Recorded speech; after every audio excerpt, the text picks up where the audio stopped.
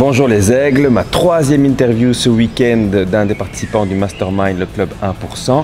Et j'ai vraiment le plaisir de pouvoir interroger pour vous Kevin, qui est consultant d'entreprise, coach, un fin stratège. Son histoire personnelle déjà est extrêmement inspirante. Et Kevin va vous parler aujourd'hui des 6 piliers du business. Qu'est-ce qui va faire que votre business sera resplendissant, florissant? Eh bien, ce qui va vous permettre ça, c'est de le faire reposer sur 6 piliers forts, 6 piliers indispensables. Alors Kevin, quels sont ces 6 piliers? Je crois savoir que le premier, c'est le mindset, l'état d'esprit. Voilà, c'est le mindset. Mais si tu veux, ces 6 piliers sont nés parce qu'il y a quelques années, j'ai eu la chance d'accompagner des dirigeants à succès. J'ai accompagné plusieurs dirigeants qui étaient millionnaires. Et je me suis posé la question, mais c'est quoi le point commun de tous ces gens qui ont du succès et qui réussissent? Et puis j'ai aussi accompagné des gens qui, eux, ne réussissaient pas. Et je me suis dit, c'est quoi les problèmes que ces gens avaient? Et je me suis rendu compte qu'il y avait toujours 6 points qui revenaient tout le temps, ce que j'appelle les 6 piliers. Hein. Le premier pilier, c'est effectivement l'état d'esprit. C'est vraiment bien définir vraiment ce que tu veux, l'objectif. Aujourd'hui, beaucoup d'entrepreneurs n'ont pas d'objectif, n'ont pas de vision. Donc forcément, quand tu ne sais pas ce que tu veux, tu n'as pas ce que tu veux. Comme on dit souvent, tu ne peux pas viser une cible que tu ne vois pas. C'est pas possible. Ça, c'est impossible. Ça, c'est la première chose. La deuxième chose qui permet à un entrepreneur de prospérer, c'est la capacité de générer des prospects. Comment je fais pour avoir des prospects pour mon entreprise? Alors après, il y a différents aspects. Hein. Il y a le site internet, Facebook, la com externe, la com interne, le parrainage, le bouche-oreille. Il y a énormément. Mais aujourd'hui, il va falloir construire une véritable stratégie de prospection. Si tu n'as pas ça, c'est compliqué. Tu vois. Ensuite, une fois qu'on a nos prospects, le troisième pilier, c'est la vente. C'est la capacité de vendre. Et là, la plus grosse erreur de tous les entrepreneurs, c'est d'improviser la vente. C'est de vendre au feeling. Ils se disent, bah, tiens, je vais vendre au feeling, je suis sympa, je suis convivial, donc les gens vont acheter. Mais les gens n'achètent pas seulement parce que c'est convivial.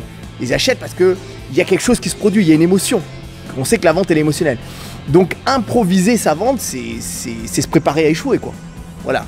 Donc vraiment, ça c'est vraiment, j'ai envie de dire, un des super piliers de développement. Ce que je crois savoir, c'est que toi, tu as littéralement scénarisé ta vente. Tout est scénarisé. Voilà. C'est-à-dire que moi, aujourd'hui, quand je vends mes produits à 12 ou 15 000 euros, j'ai un process hyper établi. Et en 1 heure, les gens vont m'acheter. Oui. C'est-à-dire que je fais en sorte, je crée des contextes d'achat.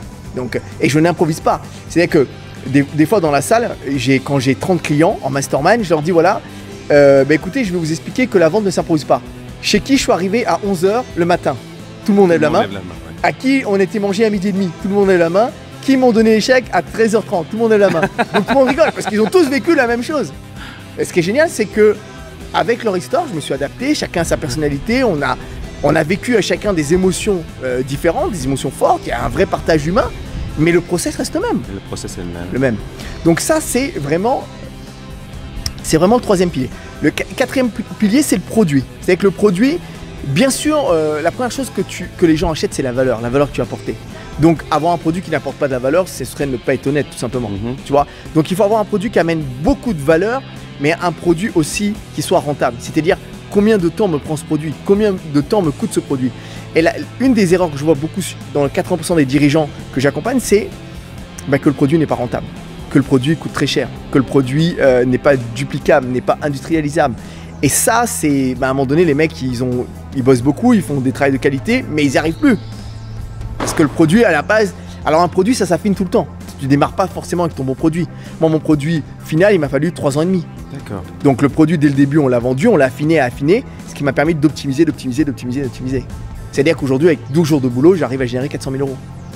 Parce qu'il y a une optimisation de temps très importante. Donc il faut vraiment réfléchir au produit. Qu'est-ce que je vends? Combien de temps ça me coûte? Et qu'est-ce que ça me coûte financièrement?